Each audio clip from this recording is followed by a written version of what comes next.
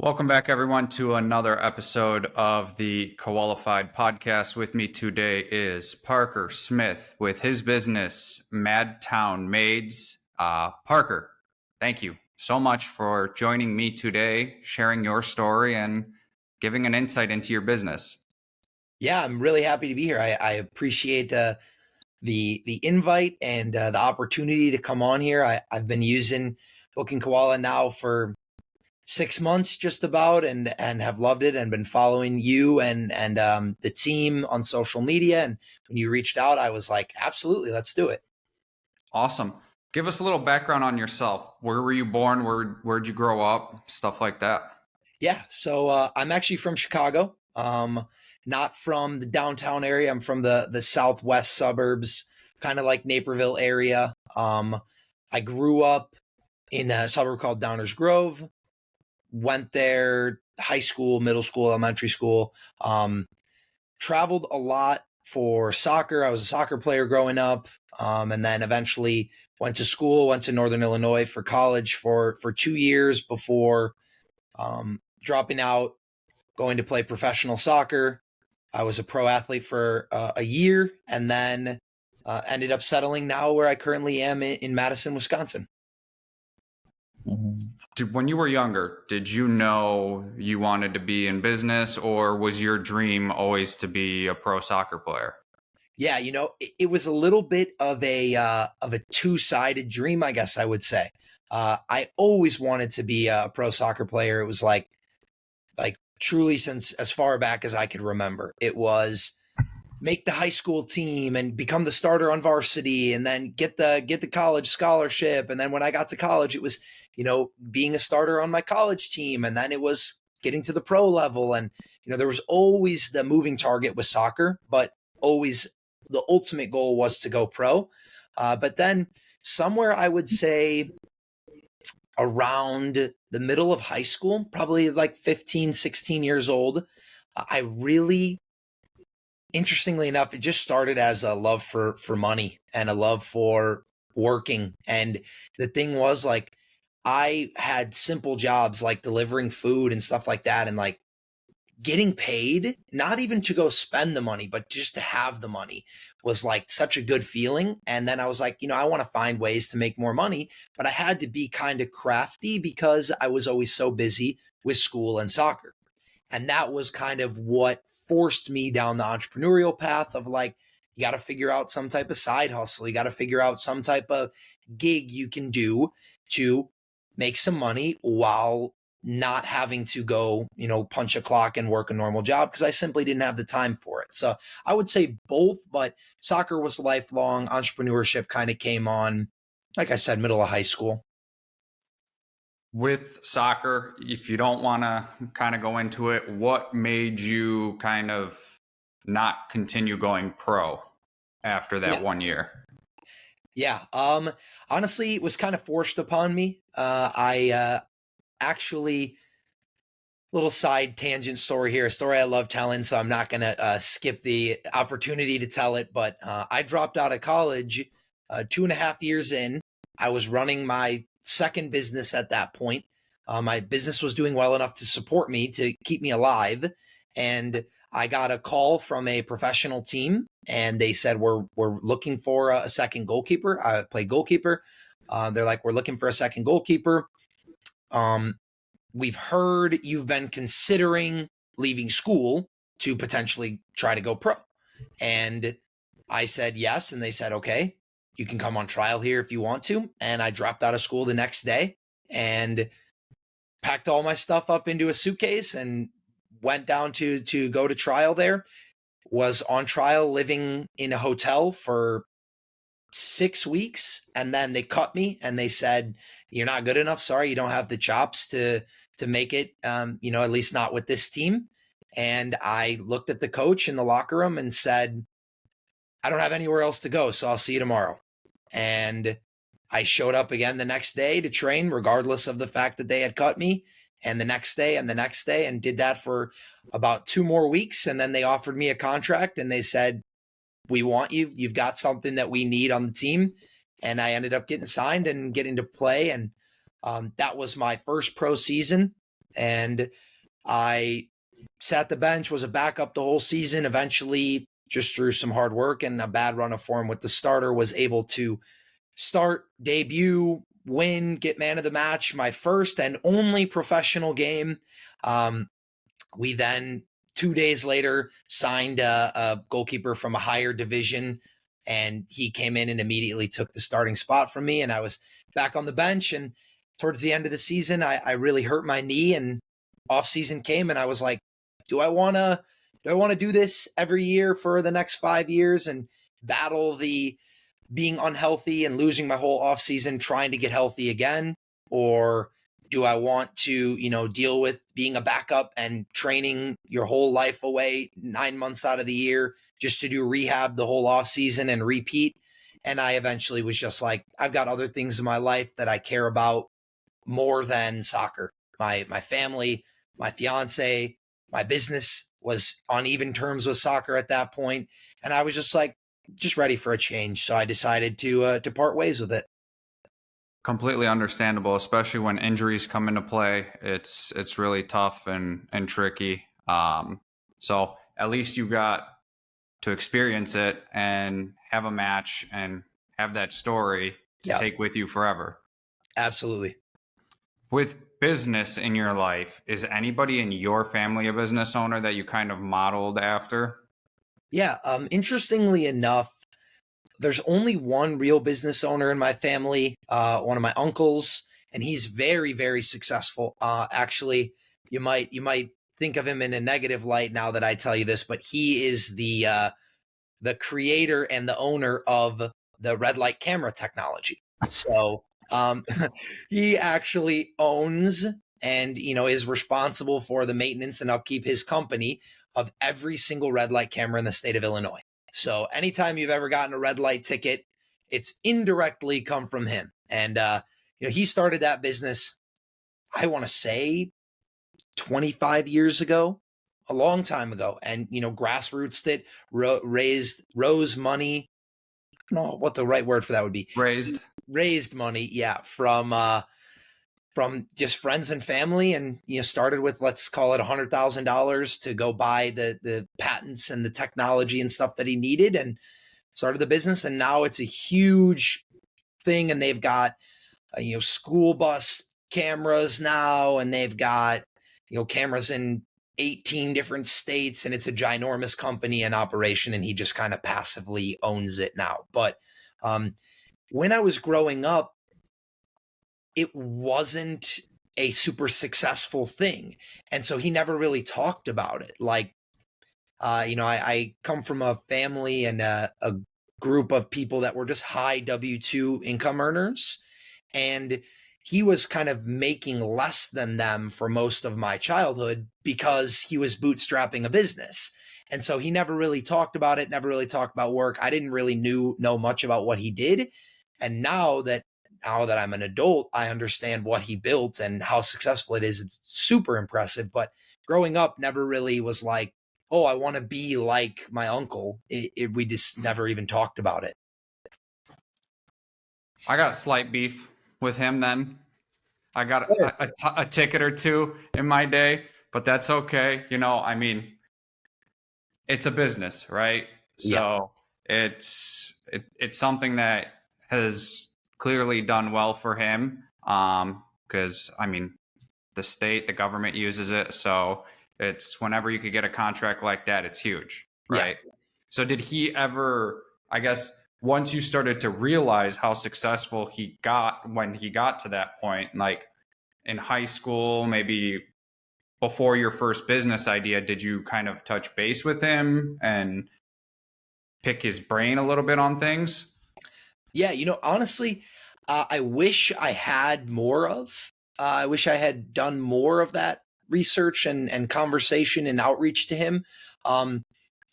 I didn't have like a super close relationship with him, so I don't know if maybe I just didn't feel comfortable doing it, or maybe I felt like at that point he had been almost too big to help me with small idea things, small world stuff. But I think now as an adult, or a self-proclaimed adult, there's a a lot of things I would love to ask him about, especially I would just say on the operations side of things, because, his company, they have like 100 employees or something like that. It's a large operation.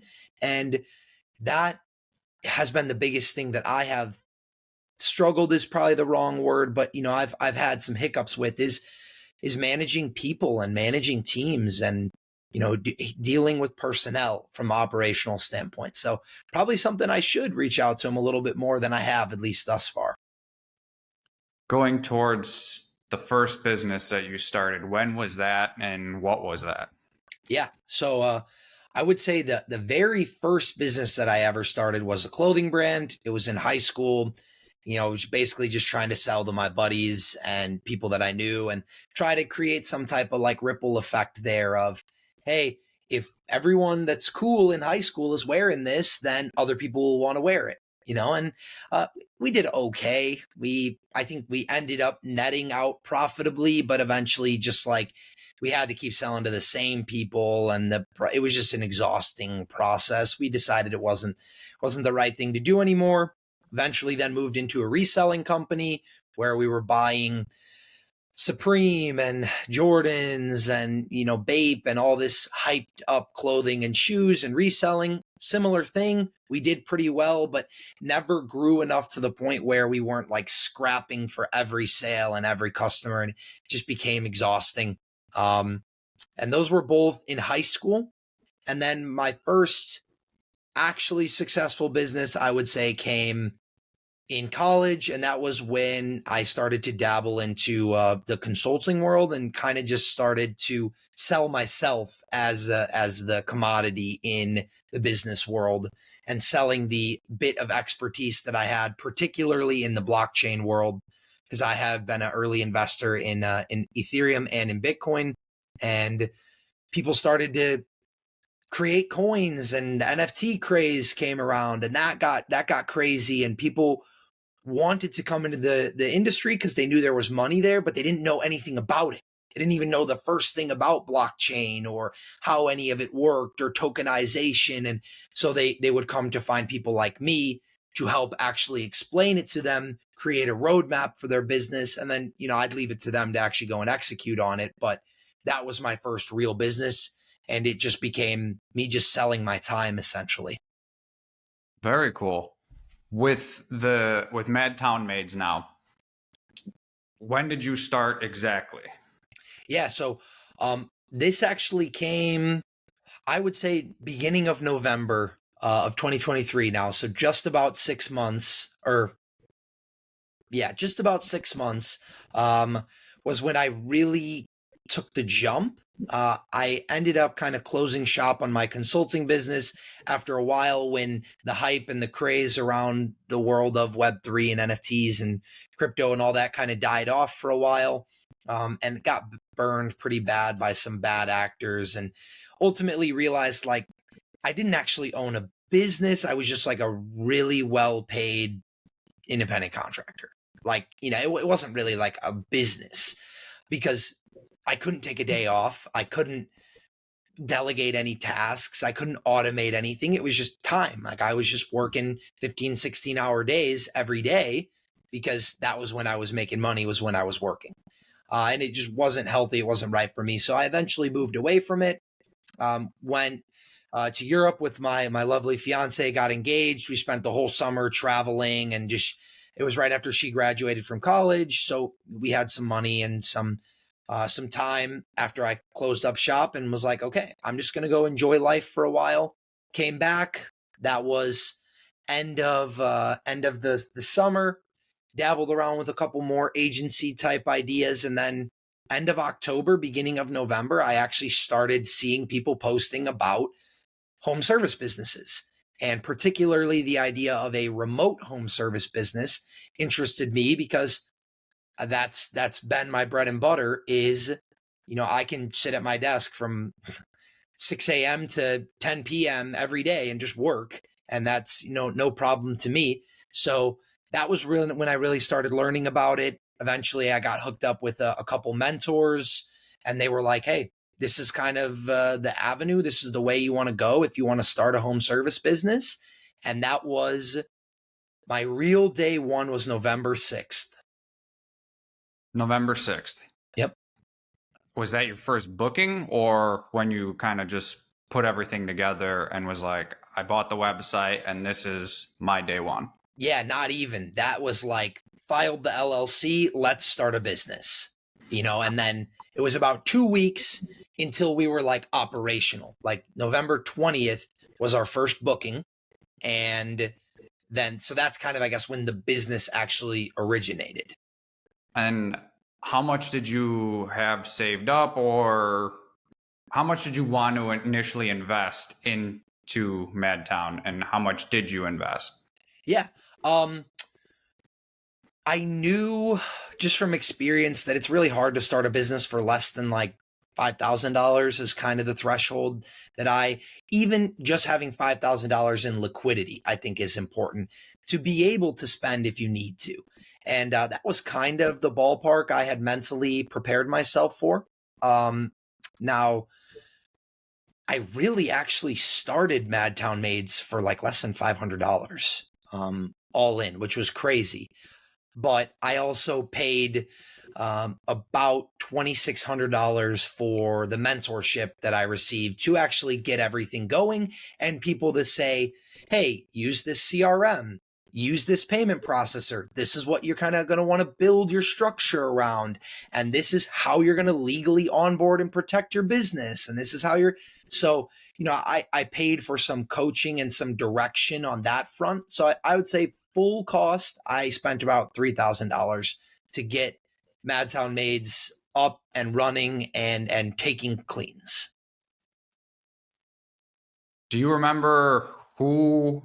Do you want to shout out anybody that you like bought coaching from, or any programs that you've used? Yeah, absolutely. I will say the academy that I used at the time, it was called something different. It's now called Dropservice Academy.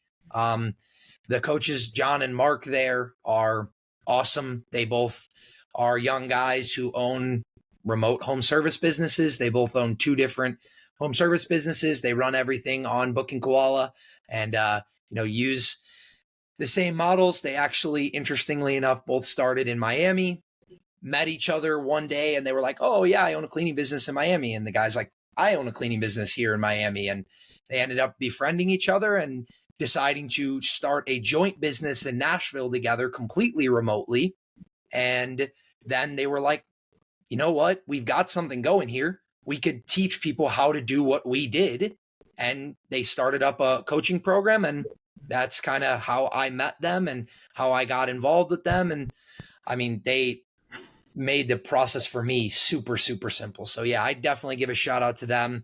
I think I still go to them every once in a while when I get a rare bid or something where I'm like, sheesh, how am I going to price this? Or, how should I handle this weird customer complaint? And they're always still very helpful now, even 6 months down the line. So yeah, huge shout out to them. Being 6 months in, I mean, you're still dealing with daily struggles, I'm sure. What have been some of the biggest challenges you've faced so far in this business venture? Yeah. So I would say biggest problems or challenges in this business venture are personnel management, because for me, it's a new world. I've been an entrepreneur for, call it 7 years now, but I've never really had staff. I've never really had people that were working under me or for me. I've always had partners, or maybe a VA, or maybe someone like that. That it's just very task oriented. There's not a whole lot of relationship, or we're like even people, and we're collaborating on something.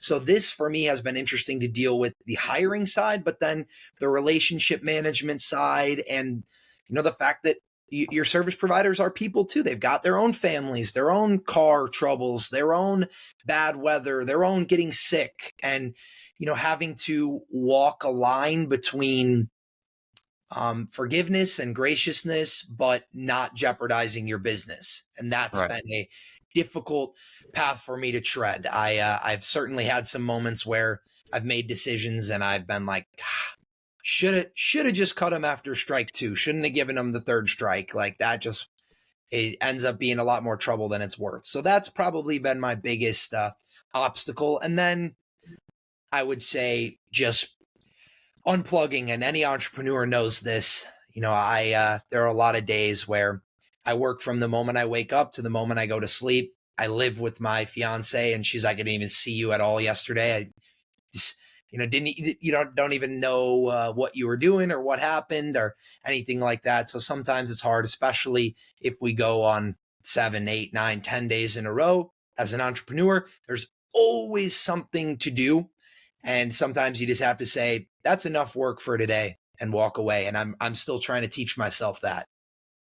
That is really big for sure. Knowing how to unplug and take time for yourself. I deal with extreme anxiety and been diagnosed with a panic disorder, so I know how being plugged in all the time can really take a toll on your body, your mentals, like everything, relationships, family, stuff like that.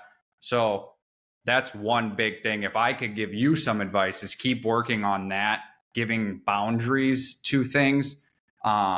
Know when to take that step back when you need to, because if you don't, you kind of already said it. There will be times where you'll be second guessing, like maybe I was a little overworked at that point. I wasn't thinking, super clearly, gave them an extra chance, or maybe the opposite, the next time you could be a little more hair trigger and fire somebody for a, small thing that could have just been like a talking to. Absolutely. And business is great and success is great and all that. But the other thing is there's more important things in life than, your business and how much money you're making and stuff like that. And sometimes I can end up putting loved ones and my health and things like that to the side out of pursuit of success. And it's just not the right way to go about life. At the end of the day, you work hard so that you have the means to enjoy the life that you want. And if you burn that life down in the process of getting the means, there's not really much reason to do that. Absolutely. What, I guess then now, prioritizing and managing your time, what is a average day look for you? Yeah. Well, as I mentioned, the prioritizing and getting it right is a work in progress still. So, I would say for me, I'm normally up around 5. I'll go to the gym first thing in the morning. I just like to get it done with. If I start working, I'm stuck in the vortex. I'll never get out. I'll never get to the gym, never get to a workout. So I try to just get up, go get that out of the way with first thing. So probably wrapped up back to my apartment, ready to start my day somewhere around 6:30. And then my fiance gets up, have a little morning coffee and chit chat with her, and send her off on whatever, whether she's going into the office to work or working from home or whatever, because she works full time as a civil engineer. So she's a boss. And after have a little chit chat with her, probably around 7:30, I get on the computer. Mornings are normally all calls, normally a lot of strategy calls, working with my mentors, working with other people that are in the industry, whether it's just like collective intelligence type stuff and we're just sharing, bouncing ideas off of each other, or even people that I have worked with or offered guidance or mentorship to, following up with them. And then also setting everything up for the day for my business, making sure providers know where they need to be going, customers know that they're coming, all the, everything is just ready to run as smooth as possible throughout the day. Afternoon is normally content creation. I do create content for TikTok, Instagram, Twitter, or X now, YouTube. So I have a few hour block in my day that's normally dedicated towards content creation or working with any of my setters or closers or people like that are on the team that help with my content creation funnels. And then Late afternoon, early evening is normally following up with customers, checking in on how the day went, following up with cleaners, making sure everything went as we hoped, running billing for the day, making sure, especially my hourly customers, what are my timestamps looking like? What should they be paying? Getting all that stuff all situated, and then making sure that the schedule for tomorrow is aligned and arrival times are possible. And if any adjustments need to be made, they can be made.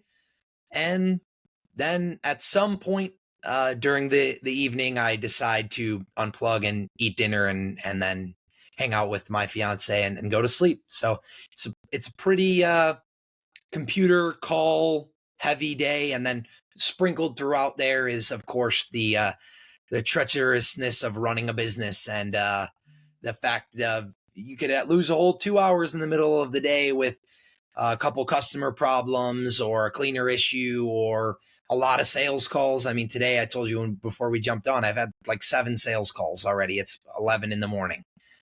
So it's there's a lot of those unexpected stuff that always seems to eat up a couple hours of my day that there's no way to really plan for, or at least I haven't built the systems to plan for yet.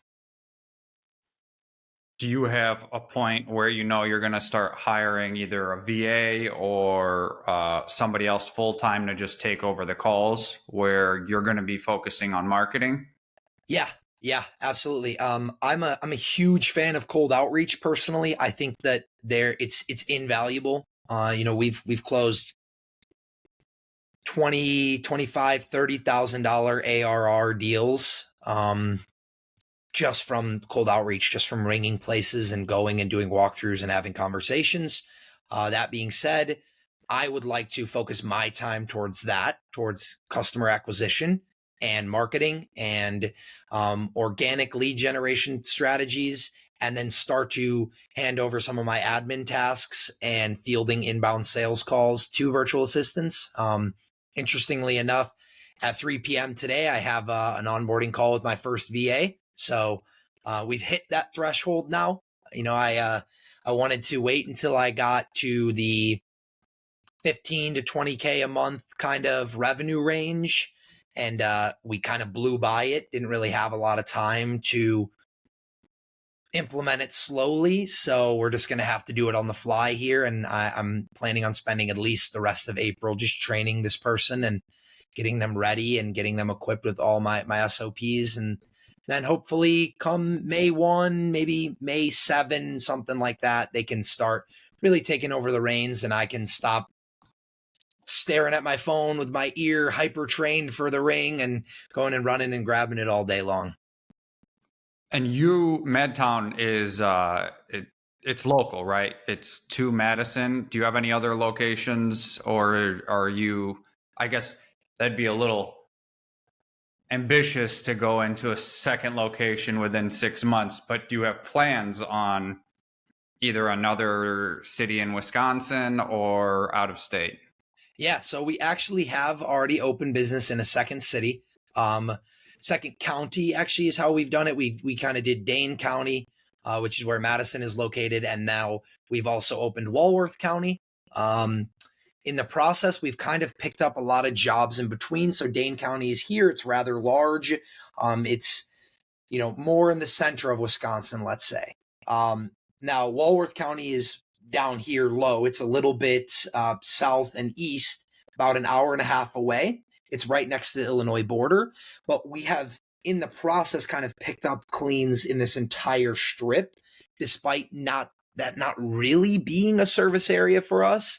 As long as we have a provider that will take it, we'll of course, just offer them some compensation for the travel time and the gas or whatever, and then allow them to go and knock it out. But yeah, we have expanded to a second location. It probably accounts for less than 10% of our revenue currently. It's very small still. There's just a lot less demand as well. And our team is built accordingly. Down there, we've got 1-2 providers that are working with us every week. In Dane County, we've got 10 plus. So it's reflective of the amount of business that we're doing there. Going into leadership style, talk on that. What would you say yours is like, and if there's somebody that, I don't know, a famous person that you would kind of mirror it off of, who would you pick? Yeah. I don't know that I have a particular person in mind for who I try to emulate. I think I was a big bookworm. Read a lot of mindset books and leadership books and just books about fine tuning yourself, sharpening yourself. And while I still have a lot to learn, especially on the leadership front, I think my leadership style is very hands-on. I'm very much, I want to be in the trenches with you. I want to face the struggles with you and celebrate the wins with you. And if you're having problems, I want to be the first one to know. If you're having success, I want to be the first one to edify you. That's just how I am and how I operate, which is part of the reason why I have struggled with the idea of bringing on more people and expanding my team, because I like to be so hands-on. And when a customer calls, if we've worked with them at any time before, I'm picking up the phone. Hey, Karen, how you doing today? How's it? How's your son? I know things about my customers. I know things about my providers. I follow up closely with them. They know me. They work with us because they like the experience that they have. And I'm struggling with the thought of us losing that as a business, but I also understand eventually you run into you get pigeonholed when you won't grow your team. There's only so much that I can do on the day to day. So my leadership style, I would say, is very hands on. I'm very quick to call out BS when I see it, but I'm also very understanding if there's problems or there's things like that. And I also, in the same way that I say hands on, someone cancels a clean and it has to get done, I put my cleaning supplies in the trunk, put on my shirt and my pants, and I get in the car and I go clean. I've done dozens of cleans. If a customer calls and they say, hey, I really need a clean on Sunday, I'm so sorry. I know it's last minute. It's already Friday night. I really need it on Sunday. I'm moving out and I need this. They're going to pay the right now price. Like, I'm not a saint. I'm not going to say, oh, sure, yeah, I'll just come help you out because you need it. But I'll go and do it gladly. Put the stuff in the car and go get my hands dirty. I'm very much hands-on. Or if a cleaner's at a job and they need to be done there at 1 p.m. and they call me at 11 and they're like, Parker, there's no way I'm going to be able to be done by 1 p.m. There's too much work to be done here. All right, I'll see you in a half hour and we'll get double the work done for the last hour and a half so you can leave on time and get to the next job. Very nice. I'm surprised a little bit because I haven't heard many people who, will jump in and kind of still do that, when you're juggling so much, that's kind of the one thing that they're like, I'm going to not do that. Maybe not as much on helping one of your do you have independent contractors or employees? Yeah. So in your case, helping an independent contractor, the picking up last minute job at a higher price, that's also great. But if you can find one of your ICs to do it, you're going in and doing it, which is tremendous, honestly, because it shows that you can lock down that client, hopefully, if it's a one-time clean, and they'll remember like, hey, okay, this guy came in last minute. He's the owner, so I could trust that this company will take care of me. Yep. And we get great reviews from those customers and great referrals and great tips. And, for me, I am not a half-assed person in any regard. If I am growing a business, I will do anything to grow that business, ethically, at least. I'm not going to steal from somebody else or whatever, but if we can add an extra $1,000 on the books for this month because I go and pick up one clean every Sunday that we don't have an IC that would fill, I'll do it in a heartbeat. Totally fine with me. No problem. And the other thing is, when I started this business, I mean, even now, I'm not someone who is above a good paying opportunity. I mean, when I was starting this business, when the phone wasn't ringing, I was driving DoorDash, right? I mean, I'm a hustler. I will do what I need to do to grow myself, grow my prospect of my future, grow my business, help provide for the people that I care about and myself. I mean, if there's work to be done and it can be done at a reasonable rate, I will do it. Same thing. I get customers all the time. They're like, "Hey, Parker, we just got this done.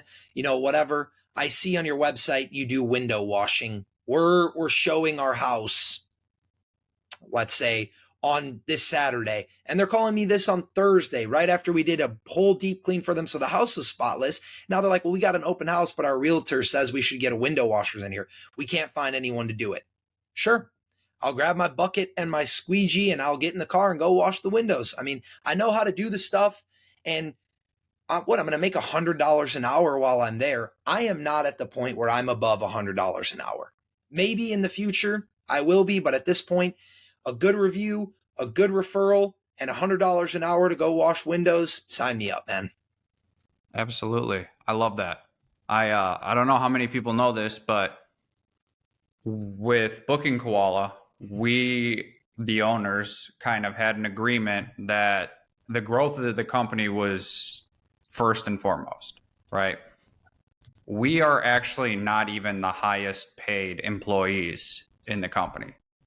We take less so we can hire more people and expand quicker and give all you guys the features and functionality that you want.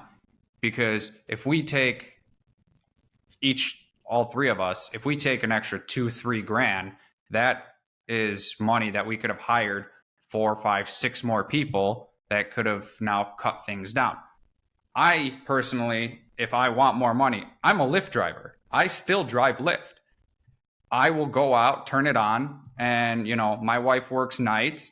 So when I go and drop her off in the city here, right after I drop her off, I'll turn it on and I'll drive around for 2 hours. I don't really care. It's just things, you got to put priorities first. And when you set those and stick to them, you will be, I don't know how your happiness level might go up, but in the long run, you will look back and know that it wasn't a bad decision. Yep. I always say that's fulfillment versus happiness, right? And you're not going to get to the end of that and be like, well, I wish I hadn't done that. It's not going to be easy along the way, but you will feel fulfilled by it. And yeah, I think a lot of people make a little bit of money, they start something and they're like, okay, that is now beneath me. Yeah. No, that's not a thing. I mean, if it's not something that you want to do, that's okay. But that's a choice. It's not beneath you. And until you're like making multiple 7 figures, 8 figures type of person, then okay, sure. Yeah, answering a sales call is probably a little beneath you at that point. But I wouldn't even say beneath you. It's just prioritizing your time elsewhere. Yep.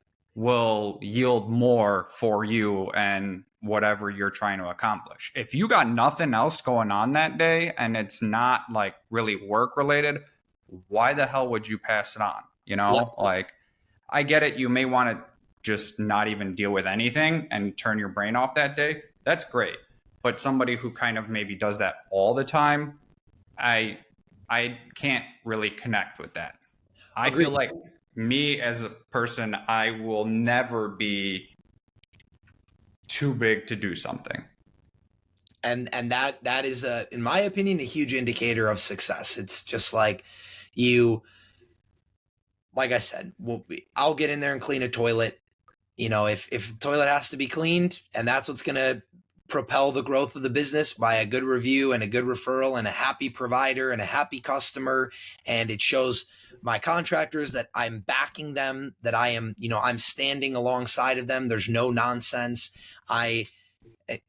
That will forever be worth it to me. You're right. No matter what earning point you get to, no matter how big the business gets to, yes, at some point it's no longer probably worth your time. But if you also consider the ripple effect of it, that it's not just about the money that you make for the time that you spend, but it's about the way that decision impacts how customers think of you and how your providers think of you, how your colleagues think of you.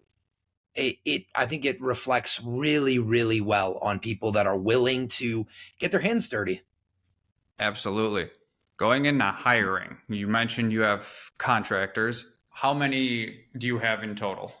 Yeah, so it fluctuates a little bit, as we're kind of in the infinite hiring loop. When you have contractors, people are always phasing in, and then maybe it's just not for them, or maybe they get a more full-time opportunity, or maybe, so I would say we normally fluctuate around 10 right now. But I would also say that to anyone who is like, oh, I want to start a business, well, to get to where you're at, you've got to have 5 of our contractors do about 95% of all of our cleans. So we could be operating at 95% capacity with half the team size that we have. So you use them more as a backup, or just backups? Yeah, and they all have full-time other jobs, and they say, hey, Parker, I have my supplies. I have everything I need. I'm available on the weekends, or I'm available before noon, or I'm available after 6 p.m. And then when I have customers that kind of fit into those time blocks and our more regular service providers aren't available, or they're already booked or whatever, then I'll just stick them in. And these people are just using it as a good way to make some extra money. And as long as they deliver on the service quality, I never have a problem. Awesome. Where do you focus your hiring on? Like what platform? I'll give out a little bit of game here. I almost have hired all of my service providers from Facebook groups.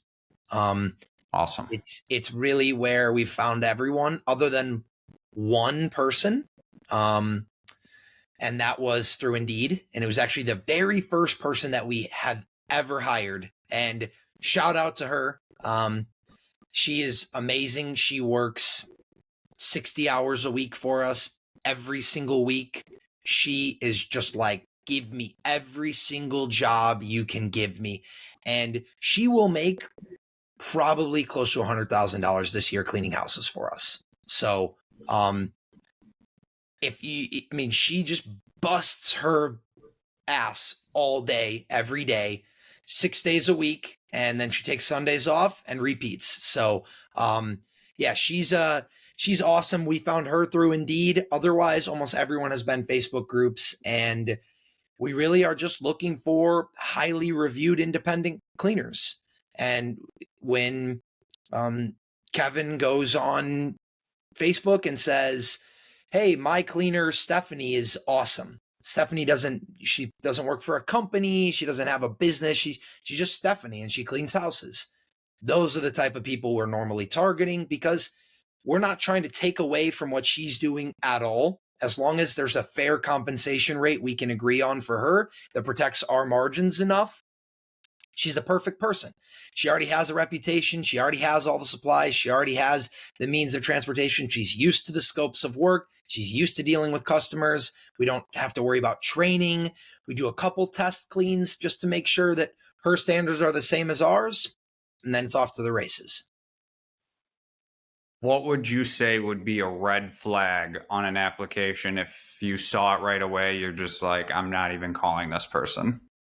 For a job board, I always will put 3 or 4 really, really easy questions. Like, are you willing to travel to 100% of the jobs? Because obviously there's no work from home here. There's no office. And all you have to do is type the word yes in. Are you authorized to work in the US? Type the word yes in. If they won't answer those questions, it goes in the trash.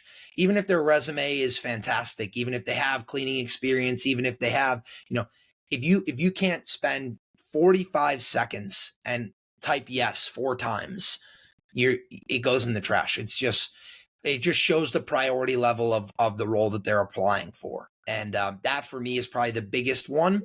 And then the other big one is people who will put cleaning experience as any time in their life that they cleaned things. And they apply with 10 years of cleaning experience. And maybe 1 year of that or 2 years of that was in hospitality or, in working for a cleaning company. But 8 years of that was working at Taco Bell and mopping the floors every night after the close. Like, that's not cleaning experience. And Yeah. if they're trying to pass that off as cleaning experience, I'm not going to immediately trash the resume if they do have some good experience, but I'm definitely not going to send that person into someone else's home who's expecting a pristine deep clean when they've just mopped floors and bussed tables. Makes sense. What about an ideal candidate? What does that look like? Oh, geez. Well, I guess you kind of already touched on that. Your first cleaner that you hired. Yeah, I would say the ideal candidate is just someone who has worked independently before, because they already are going to have all the supplies that they want. They're going to be familiar with how to interact with customers, and they have already been checking their own work for a long time. Sometimes we get people who come from other big cleaning companies and they never checked their own work. There was always like a shift leader or a group manager that, did the final walkthrough and made sure things were up to specs. Whereas, I just want someone that I know can not only turn out quality work, but double check the quality of their own work. Because a lot of the times they're going to be working independently. Going towards the marketing side of things, besides the cold outreach that you love so much, what are you currently doing for marketing? If it's multiple things, give it to all of it, or what about just the top two also? Yeah. So all the different avenues we currently use, obviously you have just your online presence that you build, whether that be through social media or local social medias like Nextdoor, Facebook groups, stuff like that. And then you've got your online presence from the SEO standpoint. Then you've got your online presence from the Google business profile standpoint. And then, of course, you have paid marketing, which for us, the paid marketing that we use is Google local service ads. We recently just started Thumbtack. I'm not going to co-sign Thumbtack yet because I haven't seen enough success to advise that to anyone. And then, of course, paper marketing material. We do door hangers, we do flyers, business cards, stuff like that. But those are really our main avenues. What would you say is the number one avenue that's bringing in the most? Yeah. On the commercial side, it's cold outreach. No conversation about it. And then on the residential side, it's the online presence of referrals and Google business profile and Nextdoor, Facebook groups, stuff like that. There's just the buzz about the business.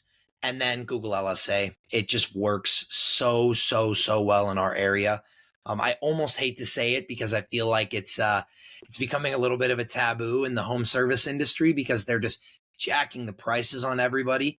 But it is just it's a money printer for us. I can't even explain it. I mean, if I could pay $100,000 to Google LSA every month for the appropriate amount of leads, I would do it. I mean, we're closing 85% rate for Google LSA leads. Average lead cost is about $31 per lead in our area. And our average booking size is $250 at a 50% margin. And it's just it's such a no-brainer. I can't speak highly enough of it, but I always hesitate to edify it too much because some people have the exact opposite experience and they're in LA paying $100 per lead and the competition out there is undercutting them on price, so they're never even getting bookings, and they get swallowed up with $1,000 of LSA charges in 4 days and zero bookings to show for it. So it's definitely a bit of a hit or miss situation. What does competition look like in where you're at in Madison? There's probably 3 or 4 businesses that are extremely established, very big, very successful, been around for 10, 15 plus years, hundreds of 5-star reviews. Then there's very few businesses at our size, which I think has been a huge perk for us. Is there's very few businesses that are not big, but they're not Claudia's cleaning company. And it's Claudia and 2 people, and they're just a team of 3, and they don't really do any fancy advertising, and they don't really, care about their online presence. They're basically all word of mouth, and, they're owner operators, and they're doing all the work themselves. Like, there's a lot of those businesses. And then there's the 4, probably, I'd say like 4 or 5, like really big, really established businesses. But the thing is, these ones here, most people don't find. And these ones here, people can't get on their schedule because they either won't take a one-time clean, or they won't take a job as small as that one, or they don't have any availability for the next 3 weeks, or, and that's that gap that we have been filling really well, of like customers that are just like, I can't wait 3 weeks for this service, or I don't need a recurring service, or I only have a 1-bedroom, 1-bathroom apartment, and those big companies are just not taking them. And these people are never even finding the small companies. Are there any bigger franchises over there? Yeah, I think we have Molly Maids and Mary Maids, and I think those are the 2 ones that I see. And then, yeah, I think those are the 2 ones that we see here. But it seems like they have a different clientele in my experience. It does feel like they're going for a different group of people, the group of people that just like wants literally in and out, cheap as it comes, hit all the surfaces with a rag, run the mop and the vacuum, leave type of cleaning. And that's just not the type of cleaning that we do. It seems like a lot of those businesses that are run with Booking Koala are exactly like you said, not the in and out. Everybody really cares and wants to take care of their customer. I feel like when you're bigger or in the franchise space like that, you have enough money clearly to get the franchise name, so you can kind of spend money on acquiring a customer for as cheap as possible, which in turn gets you those iffy bookings, I would say. Absolutely. Yeah. And I mean, I still get a bunch of those people, and I don't, just because I don't want to be a jackass, but I almost tell them to just call Molly Maids and stop calling around. The LSA ad rings, and it's someone, and they're like, they want their 2-bedroom, 2-bathroom, 1,200 square foot house cleaned. And I give them a quote. Let's call it $200 for a basic cleaning, for a one-time service. And they're like expecting like a double-digit number. They're like, oh, I thought it was going to be $75. My budget is $90 for this. I'm just like, just go call the giant franchise company, and they will send a team of 5 people that will be in and out of your home in 13 minutes, and everything will be touched, but that's the clean you're going to get. And that's what they're looking for, which is fine. There's no wrong customer. It's the wrong customer for my business. And I just get frustrated sometimes answering those phones and fielding those calls. And I take them through the entire process and all this stuff. And then I give them the price, and they're just like, okay, yeah, I'll call you back. You're not going to call me back. And that's fine. You don't want them to. Agreed. Yes. With your marketing style and what you look at in terms of data, what are the main points that you look for? And I guess, how are you leveraging the data into your decision making? Like, how quickly are you making changes once you get the data? Yeah. Thankfully, thus far, it's been pretty much like this for us. So we haven't had to do a lot of changing. A lot of the fabric of what we started with from the very beginning has transcended really well as we've grown. We've kind of been built to scale, if that makes sense. And again, huge shout out and thank you to my mentors, because I would not have set things up this way if I didn't have their help. But that being said, I think the biggest thing has been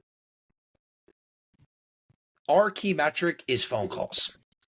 It's how many people can we get on the phone? Because I know that I can close consistently above 75%. So if I can consistently close above 75%, get me on the phone with as many people as possible. So all of the marketing is tailored towards pick up the phone and call. And the beautiful thing about our model and the way I've built our business is I will never alienate a customer because of their budget. The only thing that I will do is I will offer them the service that they can get for that budget. So I am very much in the business of customizing packages and customizing services and giving the customer what they want. So even if I get on the phone with Susan and Susan wants a clean that costs $200 because that's the size of her home, and she says, "Oh, no, I can't, I'm not interested." My follow-up is, "Well, Susan, what were you looking to spend on this clean?"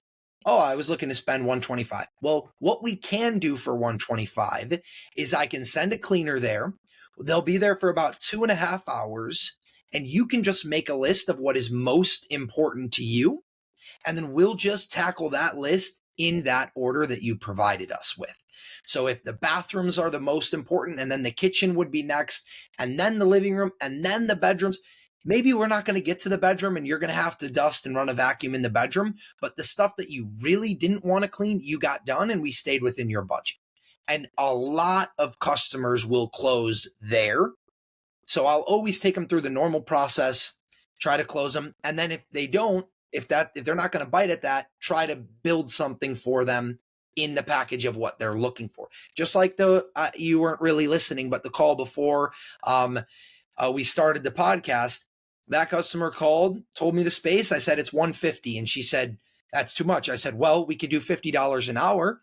And in 2 hours, I think we could get through most of your space. And then you just pay the 2 hours and we'll just do it in the order you want it done. So now she just called back. She's booking the 2-hour clean, $100, and we'll send some service providers over there. They'll knock that out and we'll get business from her, despite the fact that she gave an objection for the original service. So for me, everything is calls, get them on the phone, because we have the flexibility. We have the short-term scheduling availability. We have the this and that will allow us to close the vast majority of our bookings. That being said, biggest adjustments we have made, we have like 10x our LSA budget since we started, because again, it continues to deliver. I want as many calls as you can possibly give me, so I will make the budget as big as I can make it. Other things that we've done is a little pro tip. We have started advertising with numerous platforms immediately after maybe a day or two, let's say, canceled said advertising. And then most of these ad platforms will give you a really sweet deal to come back. And we have done this with Yelp. We've done this with Thumbtack. We have looked at doing it with Nextdoor ads, like all of these places where like you start and maybe you got to pay $40 for that first couple days, get some leads. They're not great. It's definitely not worth $40. Okay, no worries. You cancel it. And then Yelp's going to come to you and say, here's $500 of free advertising credit. We want you back on the platform. For free? Sure, I'll advertise on Yelp for free. So we've done a lot of stuff like that. And then interestingly, something we've just started, and so I can't give a lot of empirical data to back it, but we are attacking next door influencers. The people in your next door community who they post, and other people just seem to care what they have to say. And if you go scroll through your next door, there's people that when they post, people comment, people like, people react, people engage with what they're posting on next door because maybe they're very active or maybe they're a community figure or whatever that looks like. For example, there's someone in Madison in our area that has just garnered this really almost cult-like following of people. When he posts on Nextdoor, he gets a ton of engagement. And so we reached out to him and we said, hey, we want to offer you a discounted clean, like super discounted, basically at cost for your home in response for, or in exchange for an honest review of our services. And he was like, okay. And he actually said, I don't really need it, but can I find someone else in the community who's in need of something like that? And you guys do it for them? We said, sure. We set it up with them, did a 4-hour service for them at like $30 an hour, like gave them a super, super steal, still covered our costs. So it was free for us to do it. And she gave us a 5-star review, told the guy that we were looking at getting this cross promotion with. They did a great job. They were so friendly, this, that. Now he's posting actually today in Nextdoor this big post about how great our company is and what my background is and where I'm from and how we're a small locally owned business. And, we gave him a coupon code with his name to share out with everybody to use on our website as they book. So we've been attacking next door influencers because a lot of these people don't actually really expect much in return. Just a good service rate is probably enough. Whereas like you go try to find an Instagram influencer or like a real influencer, you got to pay. There's all these hoops to jump through. They want XYZ. You go find an adult, an older person in your community who could use a clean and will say something nice about you. You could probably charge them your cost and get a really good testimonial from a third party to endorse you and drum up a good amount of business from it. That's the first I've heard of somebody utilizing Nextdoor in that capacity, and it honestly sounds like a genius way to do it. Move away from Instagram and those, because it could be, I'm sure, it's a little oversaturated in some areas or markets or whatnot, industries. Maybe not this. I honestly haven't really seen anybody use an influencer on Instagram for this type of service space, and I honestly wouldn't really expect it to work in that way. But utilizing Nextdoor in that capacity sounds like a genius way, and I honestly think that might be one of the next bigger moves for the industry in terms of marketing. Yep. And you can apply the same thing to Facebook groups. Yep. Go find the person in Moms of Madison group who's just got everyone's attention. Reach out to her, offer her to give her a deep clean at a super cheap rate, just basically give it to her at cost. What do you have to lose? Your worst case scenario here is she doesn't like the service, and I guess she tells people that you did a bad job. Probably not going to happen if you're offering her a huge discount and you're attentive and things like that. And your best case scenario is she gives you a 5-star review. She tells her real life friends and people that she knows. Maybe she even starts a service with you or actually uses you in the future. And she lets a whole group of people that know that she doesn't own the company. She wasn't paid to endorse you. She wasn't anything of the sort. So that's a real genuine review, referral, endorsement that I think could be very valuable. So we're really leaning into that right now, and we'll be sure to report back and let you guys know how that went, because I am very hopeful, like very, very hopeful that will drum up at least a few leads. And for free organic marketing, you can't ask for much more than a few good leads. Absolutely not. Going towards the big questions here. Everybody really wants to know the money, right? Mhm. The numbers.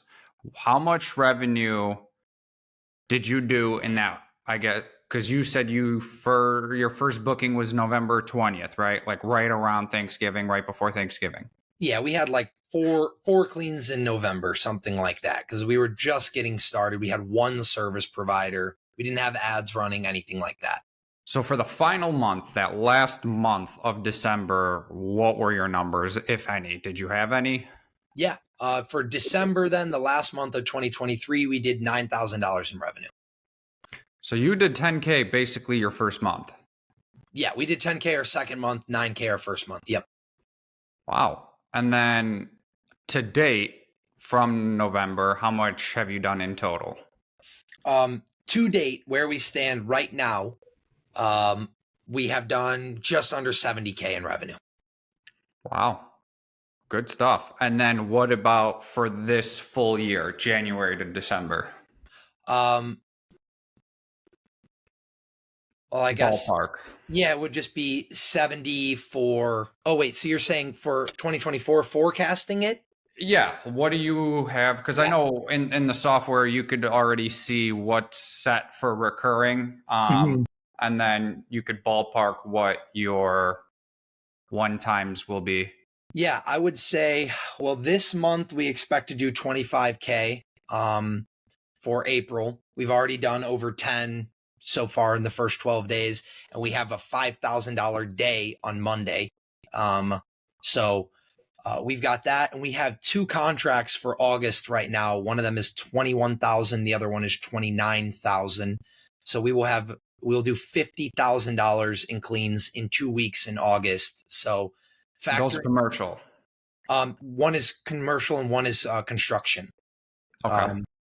And so factoring that in, assuming we don't really grow, let's say we just stay at 25K for the rest of the year, plus, some of these extra big stuff, that would put us at probably doing somewhere just shy of like 300K for this year.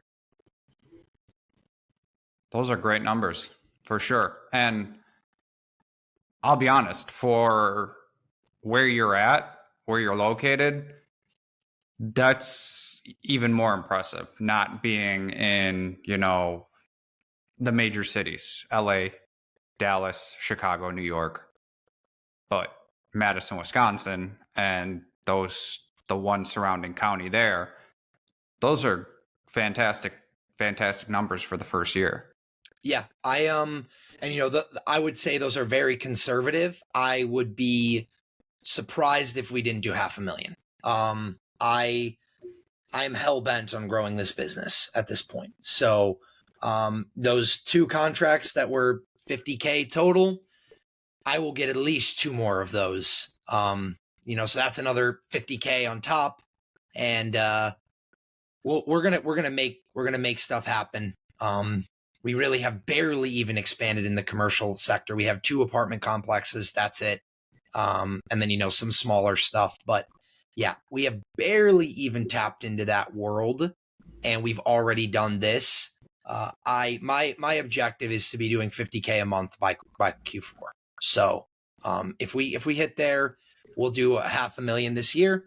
And maybe I'm being a little bit optimistic, but I said we were going to hit 10K month 2, and people told me I was being optimistic there, and I damn near did it month 1. So, that's what I think we're doing. And I would say, as a quick, not rebuttal, but as a countering opinion to what you said there, I think people grossly sleep on mid-major cities for service businesses. I Because agree. No, I agree, and that's why I'm slightly shocked, but at the same time I'm not, because like you said, there's what, 3 other cleaning services that are like yours, where it's not the couple of the big franchises, and then it's not the several or dozen of the solo cleaner with Yep. their family member or a friend. Yeah. So And I mean, Madison and the surrounding area probably has around 400,000 people, let's say. which is really not big, but the other thing that we have in Madison is decent income, pretty low cost of living, relatively large homes in general. The college. Then you have a lot of student living. You have a lot of young adult apartment living. And you also have a lot of people that have like Airbnbs, rentals, seasonal homes. Like there's a lot of different markets to tap into here, despite the fact that it's not a large city, but there's also not the competition of a large city. So I've been very pleasantly surprised. Plus, want to look at advertising? I mean, go to LA, you're going to pay $80 for an LSA lead. You go to New York City, you're going to pay $70 for an LSA lead. Miami, $50, $60 for an LSA lead. I'm paying $30. I get 3 leads for the same advertising spend. It's just different. And you also consider in those areas, there's just more and more people who are cleaning for cheap. There's more and more people that are cleaning for $20 an hour, $30 an hour. And you're not going to beat those prices as a business owner. You won't. You can't. If you have any overhead, you can't. These are people who have a phone number, a Facebook account, a bucket, a mop, a vacuum, and a rag. And that's all they need. That's all they have. They don't have insurance. They don't have an LLC. They don't have a CRM. They don't have advertising spend. You're not going to beat those people. So, being in an area where there just aren't that many of those people, at least that many of those people whose names are really circulating. And this is also not to say not every non-major city is going to work like this, right? Because if you go, my sister lives in northern Wisconsin, up in Minocqua. Okay, yeah. You're not going to get that there. No. It's too small. Too small. Way too small. And if you decided to expand, let's say Minocqua down to Wausau, that's a little bit more of a drive, or even more, go down to Stevens Point up to Minocqua. Well, you would have to have cleaners strategically living closer to those areas and only doing that, and that's more, not to say that you can't do it. It just takes more time to set it up that way. And it's going to take longer to get those recurring bookings to make it worthwhile for those cleaners.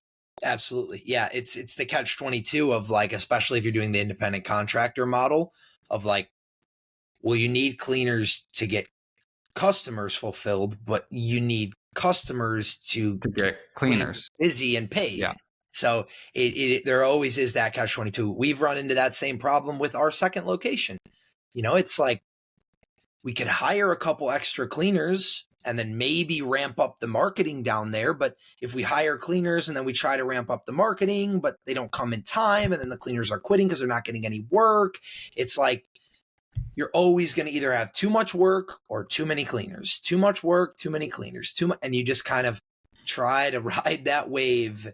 And that's why I love people that have their own book of business, because they're not looking at me saying, hey, Parker, I don't have any work this week. How am I supposed to pay my bills? No, they've got their own book of business that pays their bills, and we're the cherry on top when we come and have more to offer them.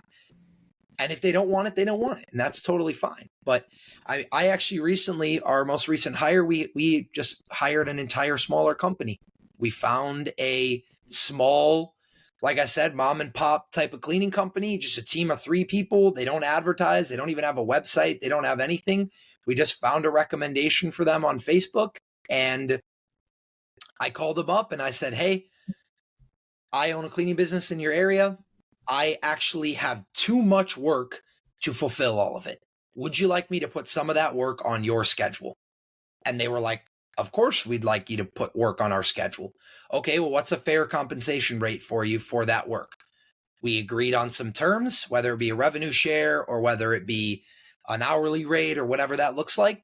And now whenever I have extra jobs, I just push them out to them in a group chat with 2 of the 5 of them. And I say, these are the jobs, these are the dates, these are the times, these are the scopes of work. This is what I can pay you. And they say, yes, yes, no, yes, no. And I say, okay. And I put the 3 of them on their calendar, and Then I find the other two somewhere else. And it works perfect. Because if I don't have a clean for them for 3 weeks, they don't care. They have their own book of business. Seems like that approach is working for you. Some might look at that and be like, that's too manual for me. But you also got to take into account, what are you willing to do, right? How do you want to run the business? I'm sure once you grow to a point where you're not handling this stuff day to day, you're just focusing on marketing, you can stop doing that. And you will have the recurring commercial side, the recurring residential side, and you don't have to worry.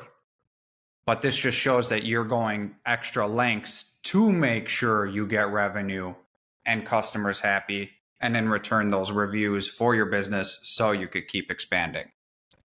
Exactly. Yep. At this point, like I said, we're in growth at all costs phase.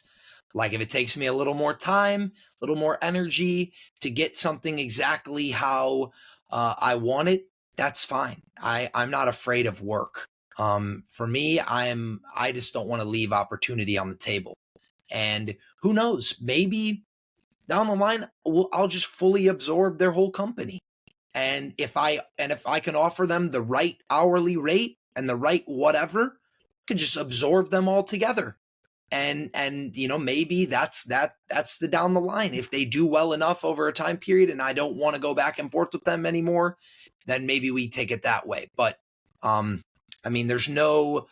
me, there's never going to be this solution is perfect. It has no headaches. It leaves no money on the table. Everything is flawless. You're dreaming, right? It's just, you have to decide, do I want the solution that is easier, but maybe leave some opportunity on the table? Or do I want the solution that is harder and is going to cost more of my time and energy, but is going to be able to make use of more of the potential opportunity? And I'm going to take option 2, at least for the time being. It's also situationally based, right? You're young. You don't have kids. You're going to be getting married. Your fiance works at home, so you kind of spend time there too. So you're able to kind of take more of the workload on early and do what needs to be done so you could grow, because when the time comes where you start needing to take steps back, well, you'll already be in a position that you have hired others to take on that busy stuff that you don't necessarily want to do anymore. You have done it, so it's not like you can't do it. It's just now other priorities are in place and time needs to be going there. Absolutely. Yeah. No, I couldn't have said that better. There's definitely, everything is going to be situational. And for me, my situation is I've got nothing but time and energy, and I might as well put it all towards growing something here. And one thing I actually wanted to touch on, because I had a little bit of a question for you. Do you have any experience with people talking about selling their home services businesses? In which aspect? Like coming to me personally and wanting, or just knowing in the space of them selling? Yeah, more the second one. Or you've interviewed people and they've been like, hey, I'm building this to sell it.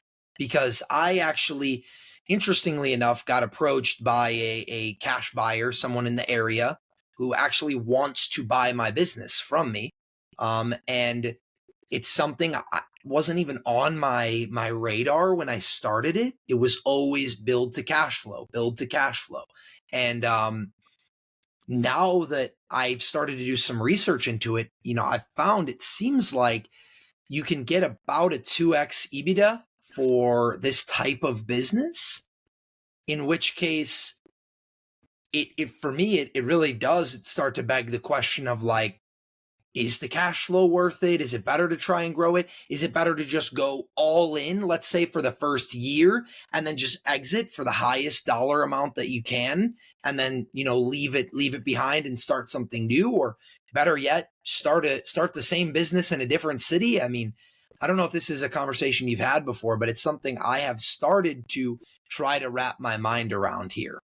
Again, going back to situationally based, that's another example. If you need the money and you have another opportunity in another space that requires that capital, then I would say, okay, go ahead and look at selling. And if the numbers are right and you want to, do it and then pursue the other. But if you don't need the money and you don't have another opportunity lined up elsewhere, and you're potentially just going to sell this to start a new one elsewhere, well, I would say keep going because you're already where you need to be. What you learn here can be transformed into another market elsewhere in the country, but it might not necessarily be exactly the same. So it could be harder or it could be easier, right? If you get to a point where you hired out everything, you got VAs to handle customer service, separate VAs to handle sales and marketing, and you're kind of just doing a weekly check-in for an hour, or maybe an hour a day or 30 minutes a day, whatever, however you want, and you have recurring revenue on repeat, take that money and now go start something else. That's the conversation I've been having a lot more with people, is like, they started this to get some financial freedom. Maybe it started off as just a little extra income from their 9 to 5. Then they realize, wow, I can actually make more money very quickly than my 9 to 5. So they get to that point, then they drop their 9 to 5. And then some stay and want to be the GMs and kind of handle the things out and not hire, so that they maximize those profits for themselves. And then others go, you know what? I never thought about starting another business, but now that I've learned all these skills in customer service, in sales, in marketing, in running a business, well, I'm well-rounded now where I could start elsewhere. I could still have this company bringing in the money, and now I can focus my time over here and start another thing. So again, situationally based. Yeah. I think I found it's easy to get distracted, obviously, when you start looking at big numbers. And, when you're having a conversation and an investor was looking at me saying, I could get $250,000 for my business as it stands right now, $250,000 on the table. When you start thinking about it like that, a business I started with $3,000 6 months ago, and you look at it like that, it's like, I mean, I'll be honest. If somebody offered you $250,000 right now, I would honestly be tempted to take it, just because that sounds a little too good to be true, for the numbers and how new it is. Yeah, and that's the thing, is obviously there would need to be an in-depth financial audit and all this stuff. This isn't the type of thing where he's like, oh, you want it? Here's the check. It's done. It's yours. But I mean, essentially the breakout that he gave me is, he said he's willing to pay 2x EBITDA, which would, you could roughly ballpark that. Right now, we're going to be doing probably 12 to 13K in profit this month. So if you did 2x of that, you're looking at like almost 300K for 2x of that over the year. So that would be, that's kind of where he pulled his number from. And I'm sure we'd probably have to show another 2 months of consistency at this level, right? And make sure that this wasn't just a one-off type of thing. But, but then on the other side of that, I hear that number and I think, well, why not grow this for 6 more months and try to sell it for double that or triple that? If that's how the value is found, then why couldn't we triple the revenue over the next 9 months and then sell from there? So, it's something that I have been kind of toiling with in my mind and trying to think, does this actually make sense, or is it the big price tag that just gets you excited? Or, what would it look like? Because that number is pulled from, if I just held the business for 2 years, I would make that same amount of money in profit. So, and that'd be with no growth. So then maybe if you expand your time horizon, you're like, it's probably is worth it to hold on to it. But who knows? Yeah, that's super situational. I didn't mean to divert us too much there, but No, it's good because I'm sure that that's a question that others have that have never gotten the chance to ask. So again, super situationally based, right? Um, and another quick thing on that is if you did end up selling, would he or she make you sign a non-compete in the same area? Would you not be able to start another cleaning service in Madison for, let's say, 2 years? yeah, it would. But thankfully, I'm not tied to this area at all. In fact, this business is probably the deepest roots that I have to Madison. Um, so if I were to sell it, I could easily pick up and move somewhere new. Now, whether that somewhere new would be an ideal market to start a new home service business or whatnot is a totally different conversation. But yeah, I'm 99% sure that it would be yeah, you can't start this same business in the same area after you sell yours to me. If you ever thought about doing, you know, becoming a mentor, right? And that's the route you wanted to go, like help other people. That would be a great stepping stone. Be like, I started and in under a year, in 6 months, I went from nothing to starting, scaling, and selling a cleaning service in 6 months Yeah. for $250,000. Yeah. And then that is a tag that people will be like, wow, I want to learn from this guy, you know? So it's Yeah. another avenue.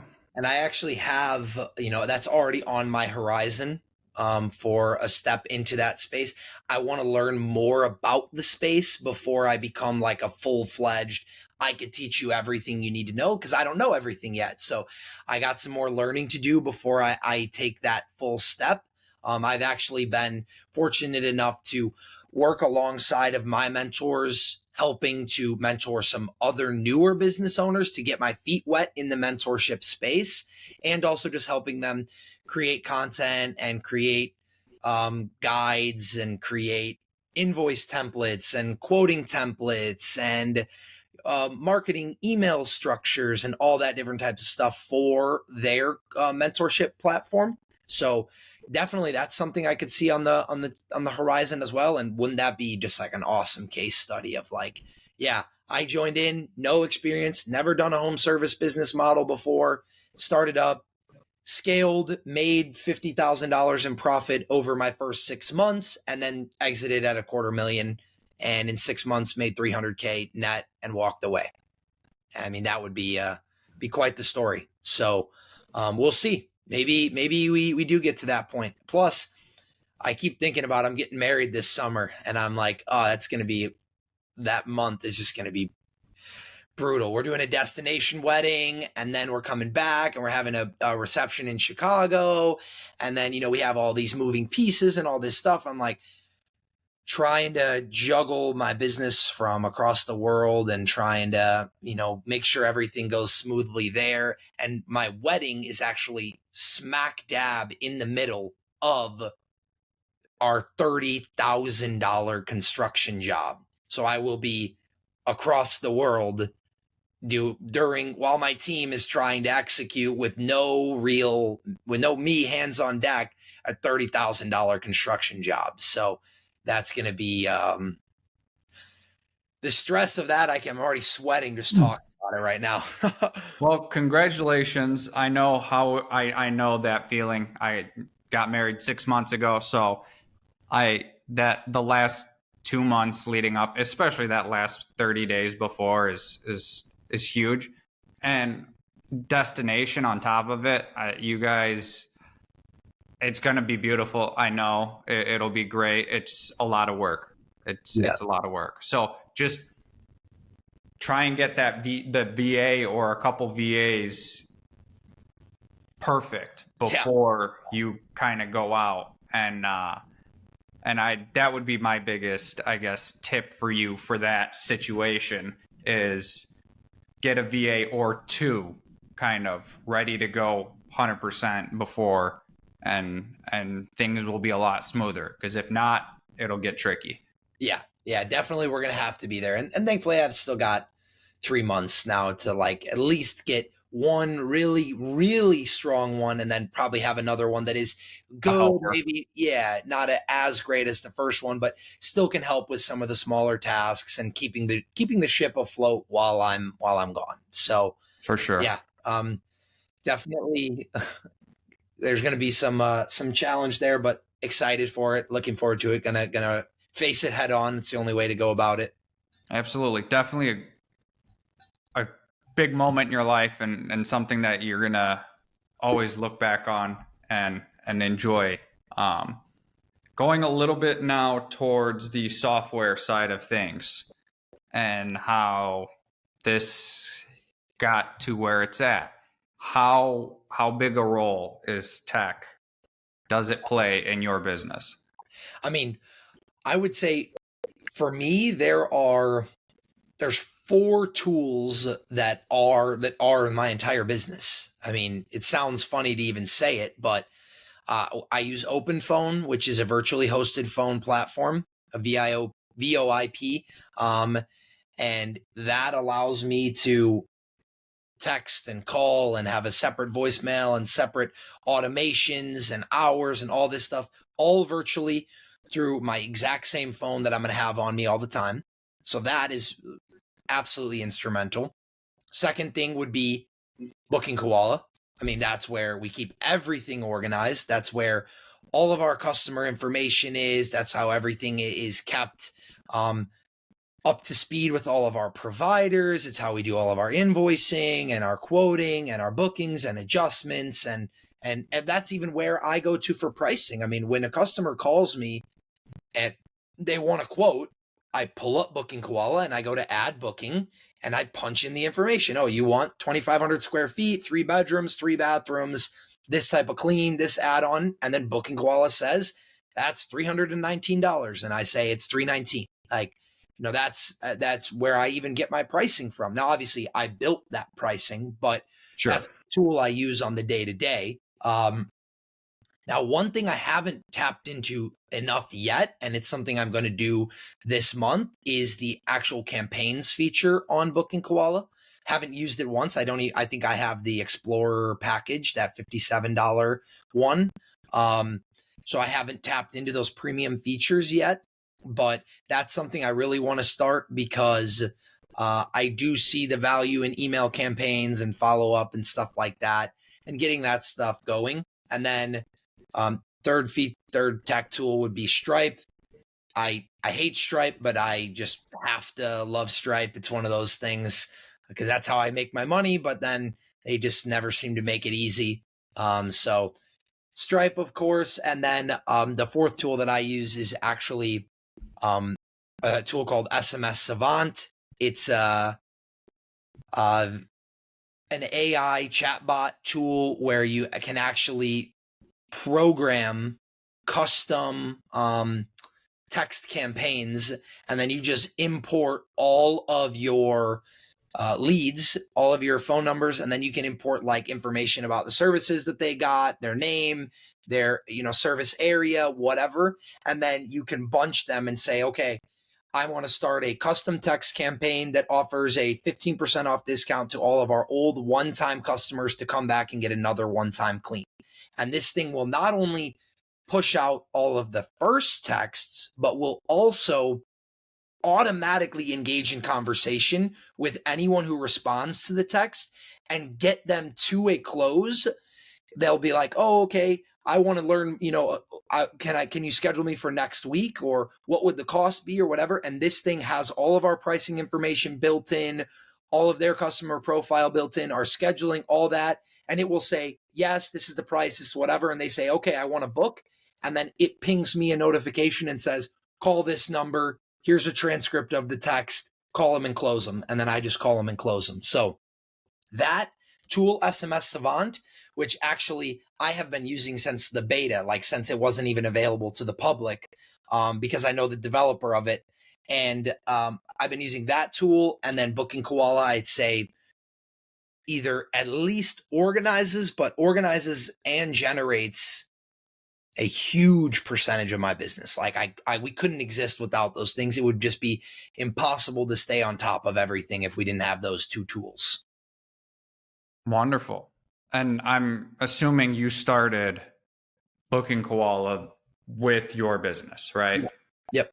And I would say what drew you into using it, but was it your mentors? Because your mentors use us. Were they the ones that were like, get on this? No, yeah, it was like non-negotiable. It was like Booking Koala is where you want to be. That's where you want to go.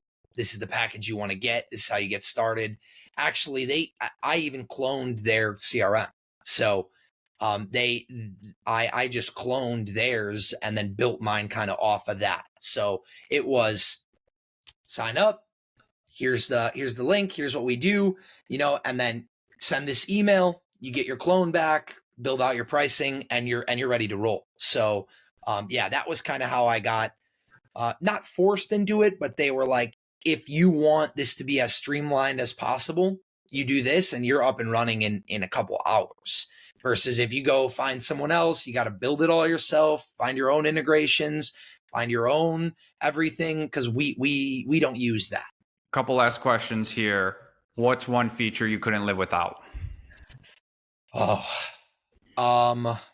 It's such a small one, but I use it all the time. The duplicate booking feature in the actual booking details.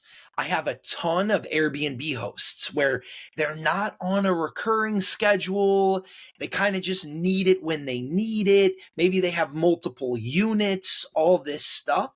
And I just, beginning of every month, I go and I see, okay, this customer has to have this service date, this service done on these 5 dates.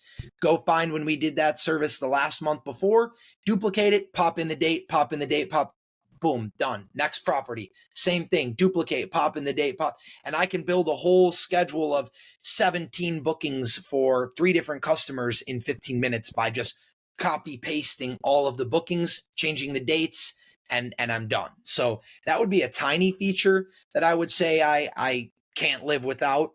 And then the other feature that I love, that's a huge feature, but is just something that has just worked so well, is the lead form.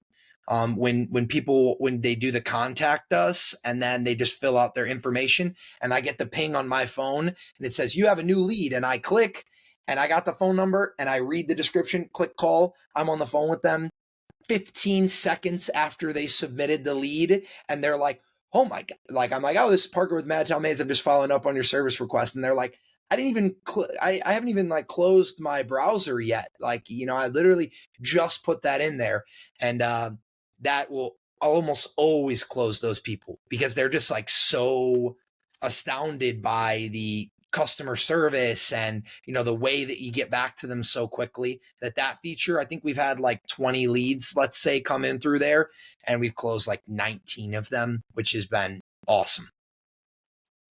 Love to hear it. And then final question, your 10-year-old self, what advice are you giving them and on those experiences that you've had so far?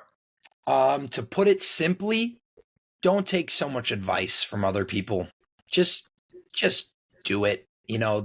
Everyone is going to tell you that it's not that easy. It's not that simple. You're not going to be able to do that. It doesn't work like that. It does. It does work like that. If you are willing to do what it takes to achieve something, you can achieve it. And there's been so many people in my life and in the lives of people that I care about, people that I know, people that I've worked with, where they just have a lot of people around them who have limiting beliefs, and it's like a disease. I mean, it's infectious being around people that tell you you can't just be a pro soccer player. Like, it's not that simple. Do you know how hard that is? That doesn't happen. Everyone wants to do that. You're not going to be you can. It takes a certain level of sacrifice, a certain level of discipline, a certain level of luck even.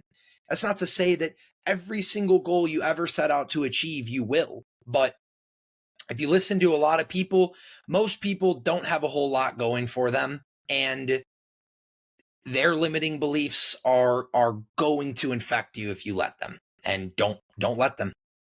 Absolutely. Everybody's got an opinion, and the ones who are strongest with their nose are seem to always be very unhappy in their situations. So definitely great advice.